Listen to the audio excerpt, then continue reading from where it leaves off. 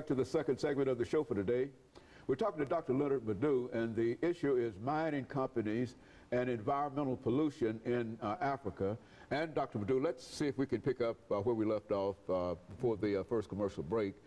You were talking about some of the issues dealing with mine pollution in Africa. Like I was saying before we left, in the Niger Delta of Nigeria, the issue of pollution, has really gone past common sense. Like I said before, oil was founded in 1958.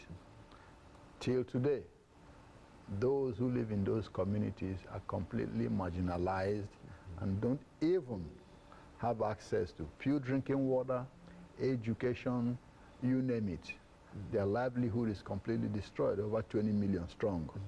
20 million people are caught up in that kind of trap. Caught up in that trap. Can't go anywhere, really. That's correct. They can't go anywhere, okay? All they know is fishing, majority of them.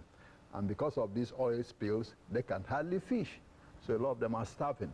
Now, you talk of unemployment. There's almost 60 to 70% unemployment in those places. Now, the military government that has run that country, since 1966 to 1999, hardly did anything for the people. In fact, they were siphoning the oil from Niger Delta to the northern part of the country to develop it. So you find out that those who own that oil are not benefiting anything from it.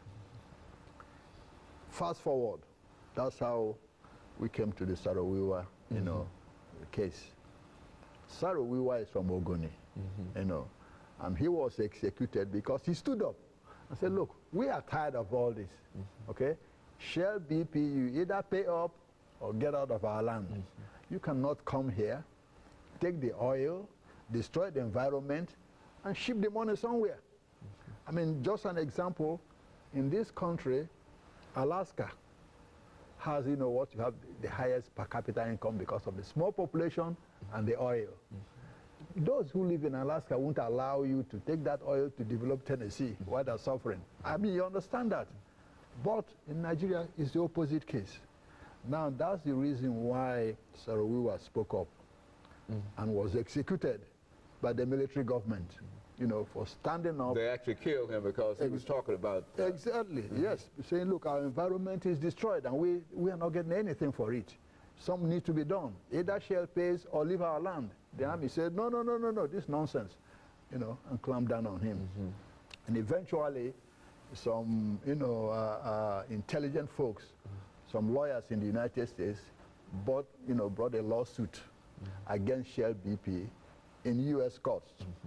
There's an act called the 1789, Tort Act, in the United States, a law. That law specifically allows foreigners to sue in U.S. courts for violation of international law. So that lawsuit was brought against Shell under that act, the 1789 Torts Claim Act. Eventually, Shell did not admit any, wrongdoing insofar as Saro-Wiwa's execution is concerned and all that, but agreed to pay $15.5 million, to those who brought the lawsuit. And this happened in 2009. Part of that money will be given to, a trust, the Ogoni Trust. Part of it will be given to, those who filed the lawsuit, and part of it will be used to pay the lawyers. Exactly, the lawyers who brought this suit. So Shell, in a way, admitted, that I didn't do any wrong, but who will pay? Where does this leave us? The fact of the matter is, okay, all the blame is not on Shell BP or the mining companies, okay? A lot of these mining companies, better Shell BP and the rest, try to help those communities. But then, like most things in Africa, you have a lot of corrupt, greedy politicians who pocket, some of these funds meant for those communities.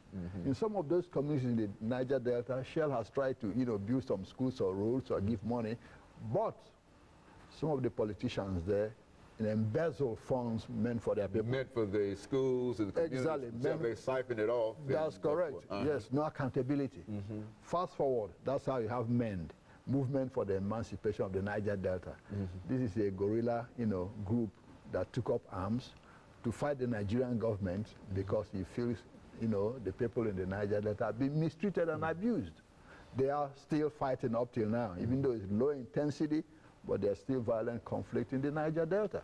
The Nigerian government has tried to, negotiate with them by granting them amnesty, having them being trained in a non-violent, this. And in fact, one of our friends here, Reverend Bernard Lafayette, who was president of the American Baptist College, is one of those who've been training them, But yet, they're not satisfied because they say, look, we need more from Shell, BP, and whomever is, Chevron and the rest who are mining here.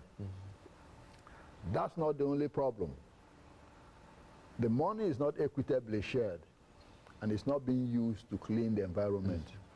The Nigerian government has said that from 1970 to 2000, 7,000 oil spills. That's what they acknowledged. But environmental activists say, no, we have about 300 to 400 spills every year. Okay? Now, 1970 to 2000 is about 30 years, 7,000 oil spills. Were they cleaned? You could hardly say that because it's still up to them. Now, I have been there myself, and I've seen those oil flares. In fact, if you go to Ogoni or Port Harcourt, any of these places, you will see that flare. Well, that means that oil just automatically just fires up and starts to fire. That's correct. Continuously, 24 hours round the clock. In fact, at times when you are there, you think it's day, at night, because that oil continues going up. So what are the poor people going to do? It's unregulated. So what is another reason why this happens? A lot of the equipment that these Western companies use in drilling in Africa are equipment that will not be acceptable here under any circumstance. Under any circumstance, it will not be acceptable here. It won't be acceptable in Europe.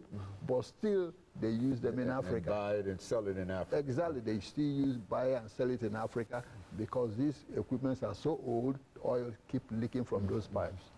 And of course, Dr. LMadu, well, let's take this second commercial break, and we'll come back and continue our conversation. But that's essentially what we wanted to receive from you, some information relative to what really is going on dealing with mining companies and Africa, and especially this environmental pollution that not only impacts Africans, but it impacts the world in a real sense. And we'll be back with our audience following this very, very short commercial break.